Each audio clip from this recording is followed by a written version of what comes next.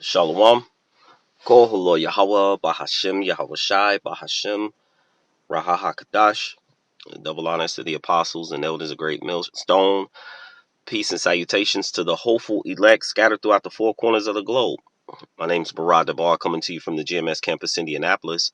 And to all those listening and learning to you, I say Shalom. Especially to you so-called blacks, Hispanics, and Native Indians that make up the 12 tribes of Israel. Today is just a spiritual rant. And just starting with the book of Baruch, chapter 3, verse 8, it says, Behold, we are yet this day in our captivity, where thou hast scattered us for a reproach and a curse, and to be subject to payments according to all the iniquities of our fathers, which departed from the Lord our power. We're in this situation, and this is really the comfort to understand that we're in this situation because we and our forefathers departed from the ways of the Heavenly Father, and as a result, we are now have been scattered. We're subject to payments, um, whether it be things that are even natural, water. We're paying for water, bottled up in plastic. We're The air in which we breathe is polluted, um, and pretty much because the current inhabitants, those who currently rule, we are made subject to. They actually should be um, uh, unto the children of Israel. That's why at this current time, we look at the book of Proverbs chapter 29, verse 2, where it tells us that when the righteous in authority, the people rejoice. But when the wicked beareth rule, the people mourn. And as we look around, um, the people are mourning, especially the so-called blacks, Hispanics, and Native Indians. And most importantly, on this side, the elect, the ones that the Lord has given this knowledge and wisdom to. But we do have a comfort that this is coming to an end. All right. Now, what really sparked this is the fact that, you know, woke up this morning, and of course, there's always something that has to be done.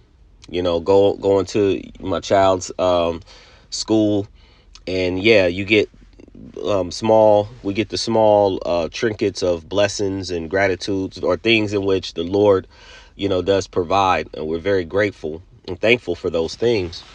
But then it always comes back with something more in the system. So if we don't have this truth, if we didn't have this truth, people would be just like those that don't have it. The 2/3 of our people will be going mad, be going crazy, because of course, one of my children, was celebrating a honor roll, being on honor roll, this year. And of course, the last semester they wanted to do something for them. But then on top of that, they went into, they're going into a whole month of testing. And in the process of that, it's like, parents, you need to do this. Parents, make sure this and do that. Right now, these are just our basic duties. But then on top of that, it's like it's a nonstop hamster wheel. You get home and then there's bills that need to be paid. There's you go to work and then there's mass layoffs.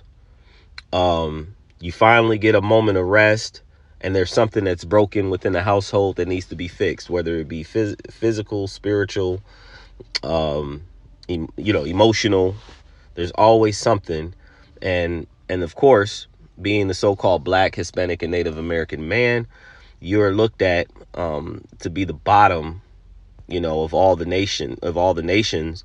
And then, of course, you're not receiving the respect, for your work and your labor.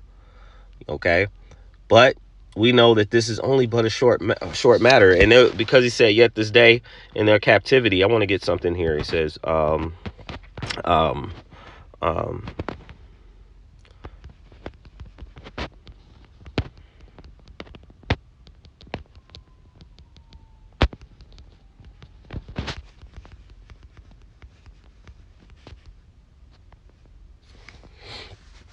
it's the book of Isaiah, chapter 5, verses 13.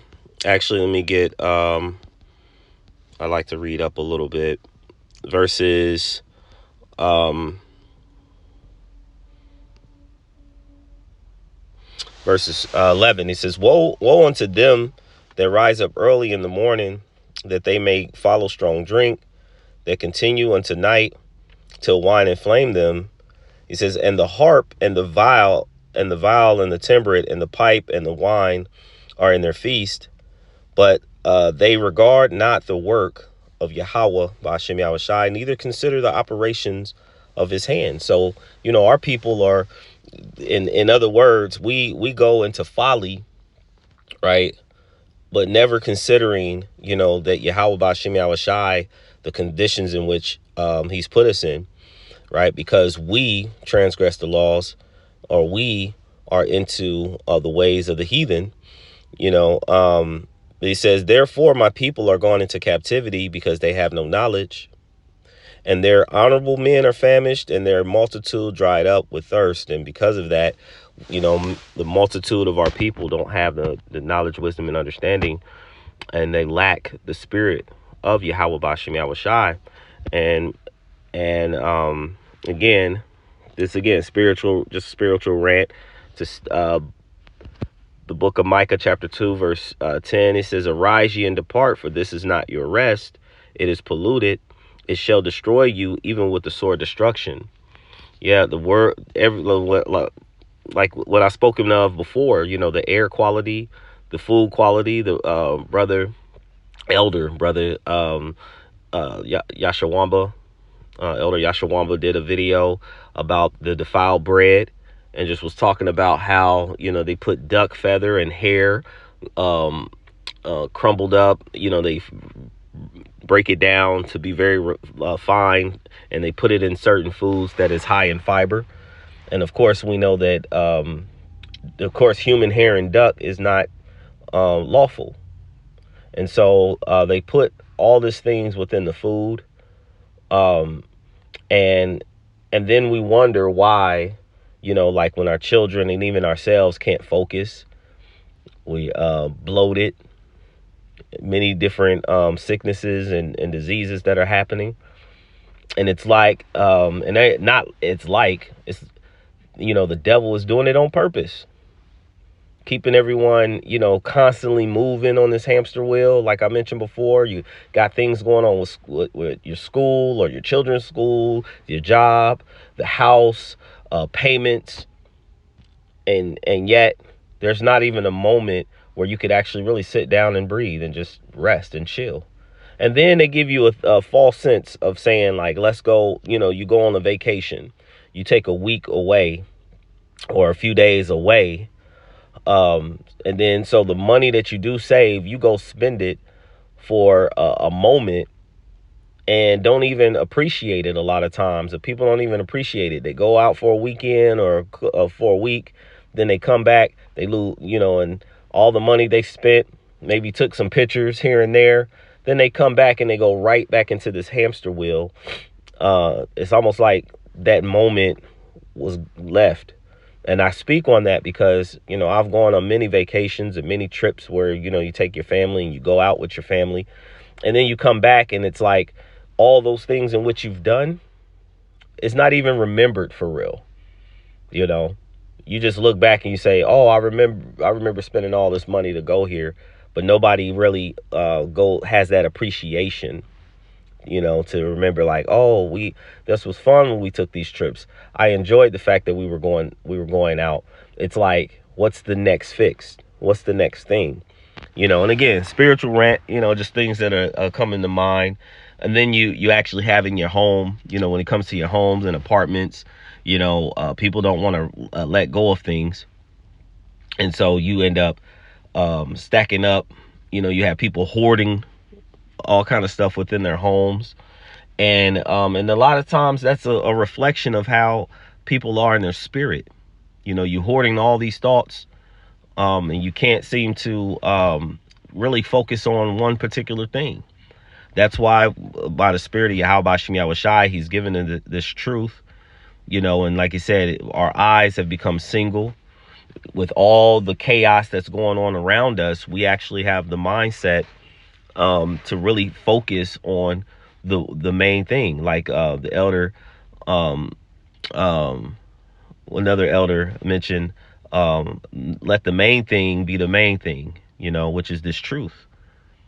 So though we get vexed, or we wake up in the morning and have to prepare our minds for the things of the day, the one thing that we can say is that we do have this knowledge, this wisdom, this understanding. And that's the one thing that definitely keeps us striving and moving forward. This is the book of, I've mentioned this, so I'll just go ahead and bring it.